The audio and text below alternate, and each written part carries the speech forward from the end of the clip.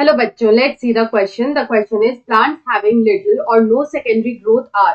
यहाँ पे बोल रहा है ऐसे प्लांट्स जिसमें लिटिल या नो सेकेंडरी ग्रोथ होता है वो कौन से हैं। Option A is grasses, option B is deciduous angiosperms, option C is conifers and option D is cycads. तो यहाँ पे अगर हम लोग बात करें तो जो सेकेंडरी ग्रोथ होता है, यहाँ पे जो सेकेंडरी ग्रोथ होता है वो सारे प्लांट्स में नहीं होता है। Secondary growth is only specific to some plants. तो यहाँ पे ऐसा क्यों होता है, सेकेंडरी ग्रोथ का मीनिंग क्या होता है? तो यहाँ पे ये जो सेकेंडरी ग्रोथ होता है प्लांट्स में, ये होता है to increase the girth.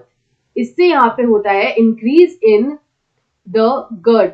Plant का जो गर्थ होता है वो जो इंक्रीज होता है, it is due to secondary growth. तो यहाँ पे सेकेंडरी ग्रोथ के लिए वैस्कुलर कैम्बियम का प्रेजेंट होना इंपॉर्टेंट होता है। Vascular cambium must be present. Vascular cambium must be present for the secondary growth in plants. तो यहाँ पे जो मोनोकॉट्स होते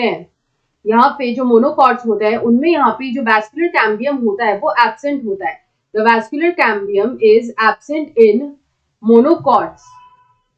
तो यहाँ पे क्या होता है कि जो हमारा ग्रासेस है वो यहाँ पे मोनोकॉट होता है। ग्रासेस आर मोनोकॉट्स, और इस वजह से यहाँ पे हम लोग बोल सकते हैं कि इसमें वैस्कुलर कैम्बियम एब्सेंट होता है। Thus there is no secondary growth, इसलिए इसमें कोई भी सेकेंडरी ग्रोथ नहीं होता है। तो यहाँ पे अगर हम इस क्वेश्चन का करेक्ट आंसर देखें तो ऑप्शन ए में हमें दे रखा है grasses, so option A is the right answer. I hope you understood it well. Best of luck.